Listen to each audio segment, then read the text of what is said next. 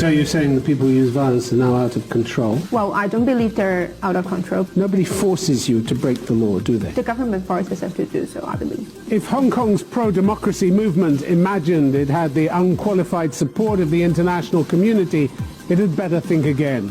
The British government has slammed what it called a hard core of demonstrators, warning that their violence was unacceptable and had to stop. My guest this week here in Berlin is Joey Siu, a pro-democracy activist and spokesperson for a number of student unions in Hong Kong. Shouldn't her movement now accept that it's time to make a deal with the Hong Kong government before that too becomes impossible?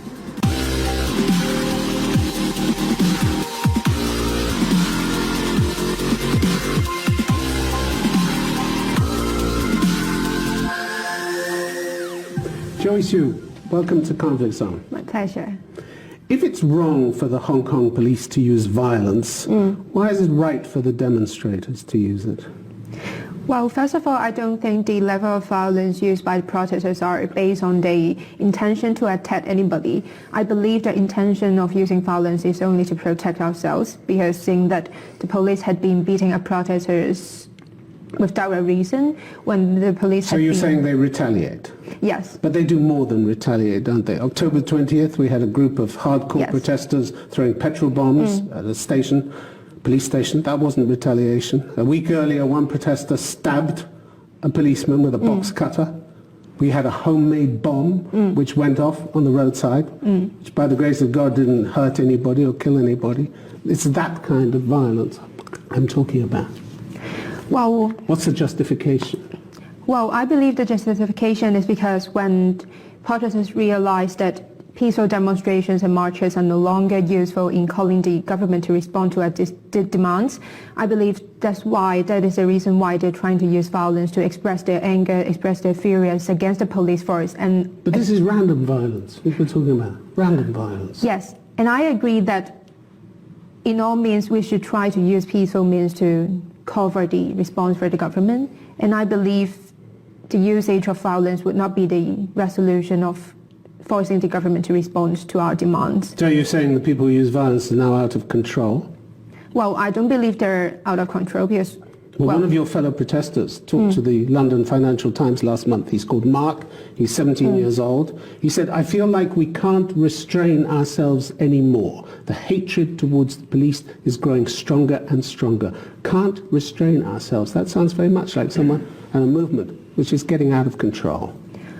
I believe that it's only some individual cases. I believe on a common ground that most of the protesters are still doing things based on a reason. For example, like they vandalize MTR stations, they vandalize those restaurants or other shops that are related to Chinese-funded companies because... Well, we'll come on to that a bit later. I want to talk to you about the measures you use. But some of your leading figures are worried by the violence, aren't they? Johnson Young, who was an organizer of the 2014 Umbrella Movement, he said every stakeholder should take action immediately if we don't want the violence to escalate to a point where there's no turning back. But why don't you stand up and say, enough with the violence? Well, I believe one of the principles among the protesters is about no splitting and no condemning any of our protesters, even though the level of violence they use seems to be like escalating and might be posing some harms to the others. So you maintain almost Chinese Communist Party unity. That's vital for you, is it? I think nobody that is can argue, nobody can talk, nobody can dispute. Well, we do argue and we do discuss about our actions, and even after those vandalizations, we've got some discussions online on the online forums about, and we did reflections on our actions. So I believe there are... But the violence still goes on. Who can stop it? Who can order it to stop? Well, I believe nobody can try to stop it unless... Nobody.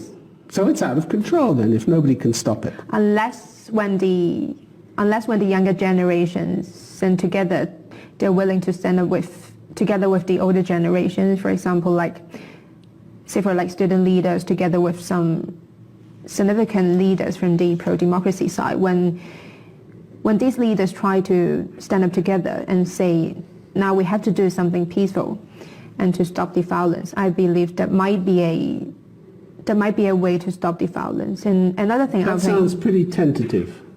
That sounds pretty tentative, pretty difficult. Once the train is rolling, nobody, it seems, in your group can stop it. That's dangerous, isn't it? Yes, I agree.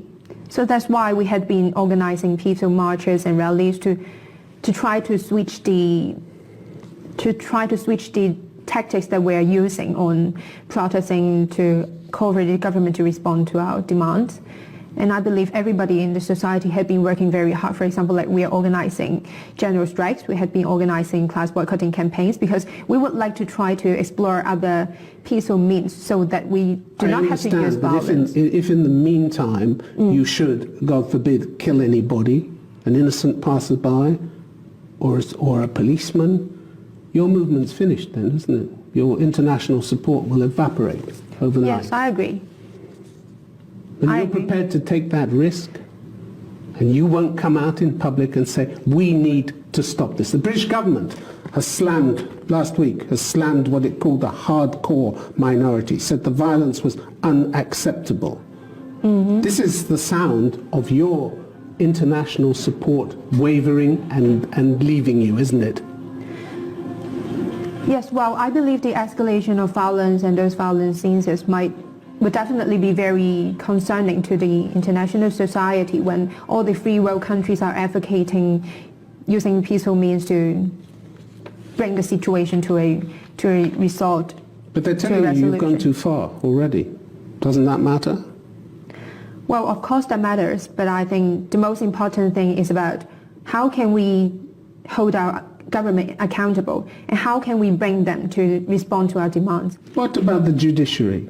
You've had criticism from judicial institutions in Hong Kong, pretty heavy criticism.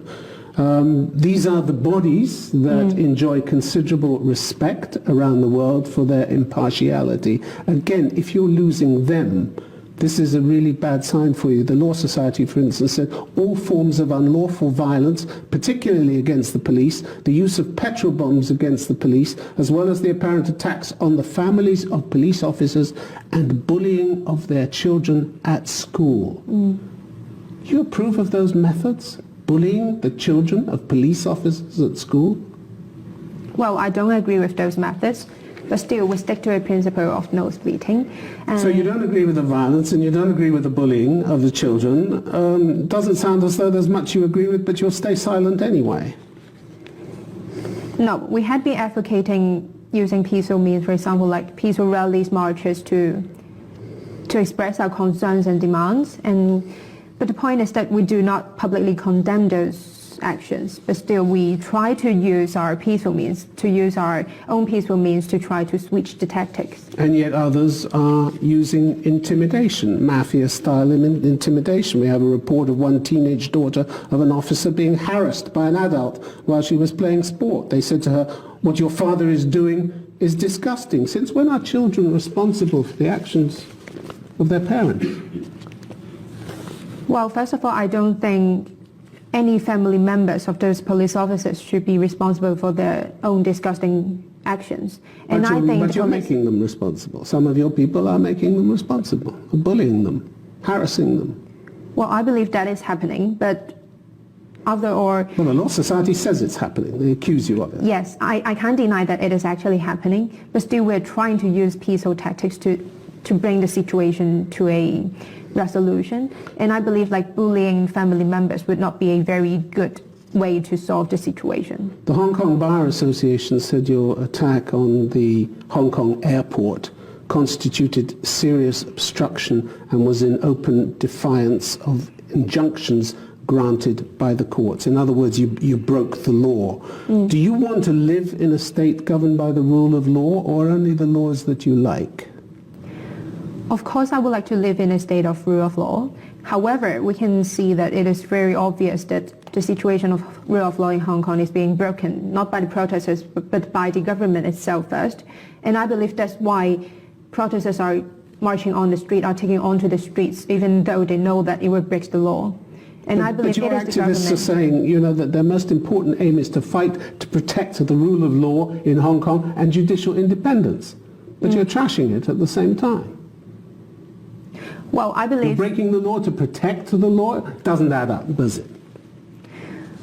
Well, it is the government that forces us to take on the streets and to break the laws. It is not the protesters' intention to break the law. Nobody forces you to break the law, do they?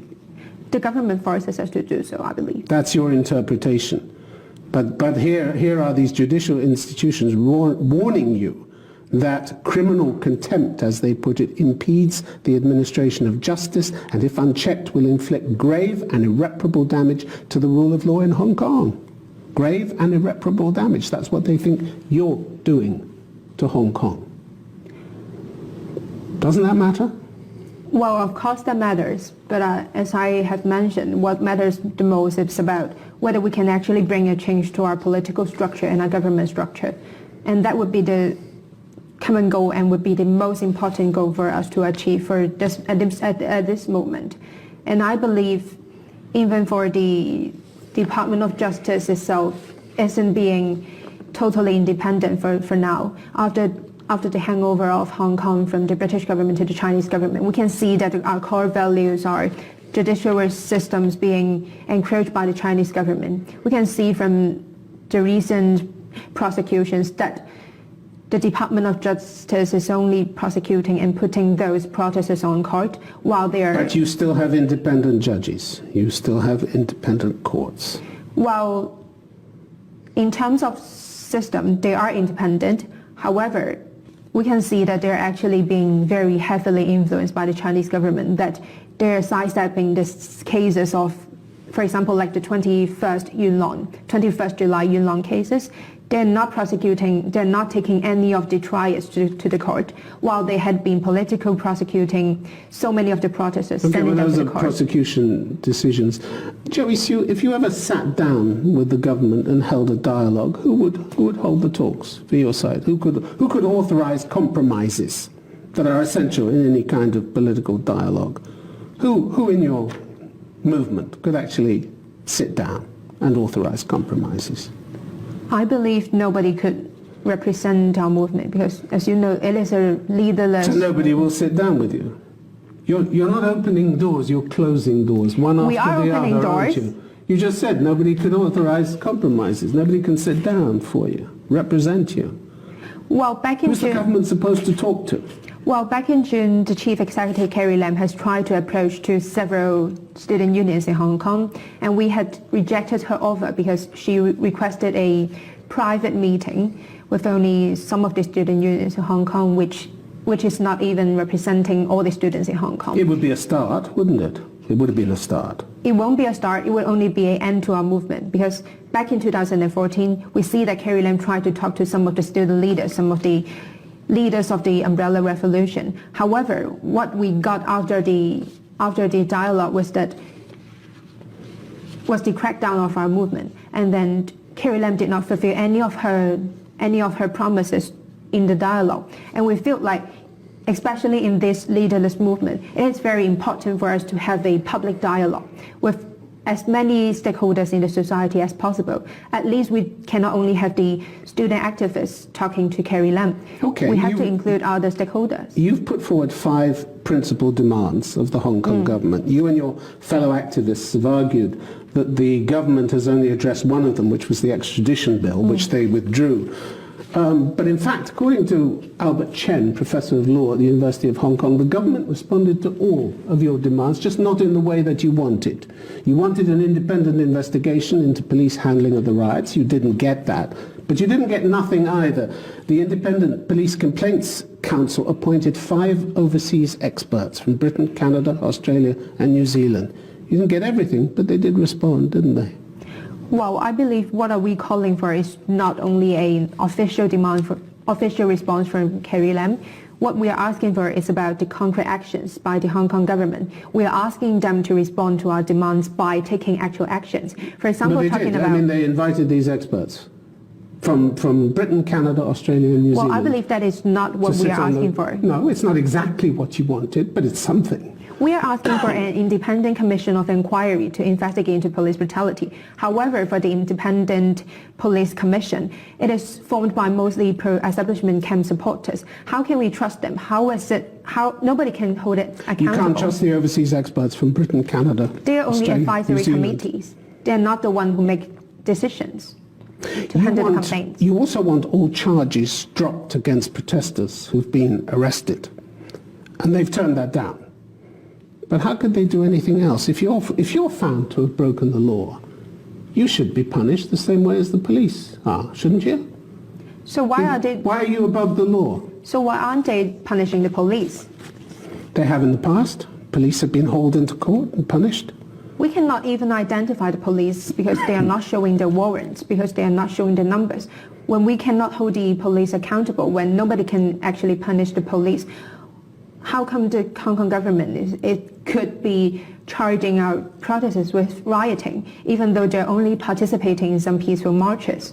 That is not reasonable. So but that's you don't consider yourselves equal before the law with everybody else, do you? We are equal before the law.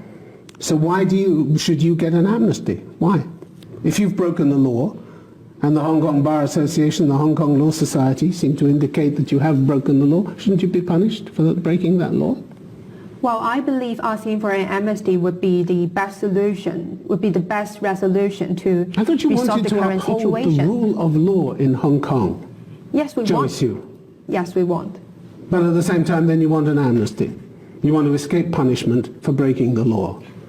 What kind of lawless society, then, do you want to live in? I would not say that it's trying to escape from being punished when we have broken the law. I believe the reason why protesters are taking on to the streets is because we want the government to be accountable to us. We want the government to give concrete actions in response to our demands. And I believe that's why we are participating in peaceful marches, lawful marches, ever since June. However, the government, the police had been accusing us, has been arresting us for rioting. And when the reason why they're arresting us is not reasonable at all, how can they charge us? So that's why we're asking... Well, we'll come on to some of your other actions in a minute, but when it comes to the future, the worry seems to be that you don't have much of a plan, do you, except to keep fighting. You said recently, I have no idea how these protests will end or even what will happen tomorrow. We feel like there is no way back, so we must keep fighting. As if you're a passenger in this movement, but you're not a passenger in this movement. You're one of the spokespeople for this movement, aren't you? Isn't it time you took responsibility for that? Well, I think definitely I should be taking some of the responsibilities of finding the way out for Hong Kong, for the whole movement. But the fact is, when the situation in Hong Kong is like changing in a very lightning speed every day, we do not see our future. We do not even know what will be happening the next day. Because back in June, back in July, we did not expect the government to be exercising its emergency power. But you don't have a plan of where to go, do you? Apart from saying we want all our demands met in full, that's the only plan you have, haven't you? That's it. We do have a plan. We do have a plan. We are very clear that we have to rethink about we have to rethink about the future of Hong Kong. We have to think about the 2047 deadline. And I believe that is a consensus among Hong Kongers. Other than the 5 demands, we are trying to discuss, we are trying to have discussions among different stakeholders in Hong Kong about our future after 2047. But at stake is not just your fate and your fellow protesters, but millions of other people who live in Hong Kong who are going to have to live with the fallout from your movement and from your movement's actions for many years. I mean, you may be happy to bring China's wrath down on your head, but to collapse the roof on everybody else's head in Hong Kong, is that really a responsibility you want or you're prepared to take? Well, first of all, I think the majority of Hong Kongers are still in support of the movement. And I believe most of us are quite clear that, and are getting prepared that once we're failing the movement or once, like, the Chinese Communist government would be using violent tactics to end the protests, we are very clear that what the aftermath would be. And I believe the majority of Hong Kongers would like to take the risk in exchange of a better future of Hong Kong. But don't you have a responsibility to try and find a way back which preserves and strengthens what you already have instead of risking a crackdown in which you could lose everything? I believe we do all I mean, for the activists and pro-democracy politicians, we do have the responsibility. But after all, I think the greatest responsibility is the Hong Kong government itself. It is the British government calls for a meaningful dialogue between all parties with a credible political track to protect the rights and freedoms set out in Hong Kong's basic law. Are you capable of opening that meaningful dialogue? From what you've told me so far, you're not, are you? Well, I believe the first criteria of having a sincere and meaningful dialogue would be the Hong Kong government itself trying to be sincere. Well, last time when they were inviting student unions to the dialogue, they're trying to have it privately. They're not willing to make it public and to invite other stakeholders. And even when they're trying to invite... It could have been a start. I come back to that point. It could have been a start. How could it be a start when they're not being sincere? We do not believe there would be any kinds of meaningful consensus made in the dialogue. When they're trying to arrest our fellow protesters, when they're trying to put us in jail, how can we believe that there would be a meaningful or sincere dialogue? At least they have to stop the prosecutions first. I mean, not forever, but they at least have to show some sincerity. Some sincerity. People are worried that you're becoming increasingly rigid and inflexible. Joseph Cheng, who led a coalition of pro-democracy groups in 2014, says, no one ever dares to say, think about it or accept it. Anyone who does so will be severely attacked. We come to a consensus, we stick to that position, and we cannot shift. Is that the way you're going to be able to start negotiations? This rigid inflexibility? You're in danger of becoming just as inflexible as Beijing, aren't you? I believe the discussion about the future of Hong Kong or how the movement would go is like mushrooming, especially in the recent days when we see that there has been an escalation of violence while we're not achieving anything, we're not forcing the government to respond. I believe there had been more and more discussions, and I believe that like peaceful means would be the only way out for us to resolve the current situation in Hong Kong. Peaceful means, but a group of your protesters have been beating up people who just think differently. September the 15th, we had a group who beat up a 49-year-old Hong Kong man, beat him unconscious because he dared to challenge what the group was doing. Chow Hu-tung remonstrated with your fellow activists. He shouted at them, love China, I am Chinese. But they beat him up, unconscious, had to go to hospital. He was in critical condition when he arrived, but he survived. Is that the way you deal with people who think differently from you? Well, of course, that would not be the very ideal way. Ideal? You don't even condemn it? We do not condemn any kinds of... You have no principles then? If you're not going to condemn... We do have principles. ...inhuman treatment like this, you can't even look me in the face and say, I condemn this kind of inhuman treatment? We will not do any kinds of public condemns. But still, we are trying to switch the tactics to a more peaceful way. What about the violence against businesses that are seen as unsupportive? How do you imagine you're protecting democracy by trashing ATM machines and Starbucks cafes? How does that help you preserve democracy? Well, I believe protesters are vandalizing underground stations, vandalizing those Chinese-owned companies for a reason, because they would like to bring actual harm to those companies because they don't support you. It is not about they don't support us. It is about they are the ones who are... think for themselves. They have to have their windows smashed and they have to have their ATM machines trashed because they just don't think the same way as you do. And you want to preserve democracy.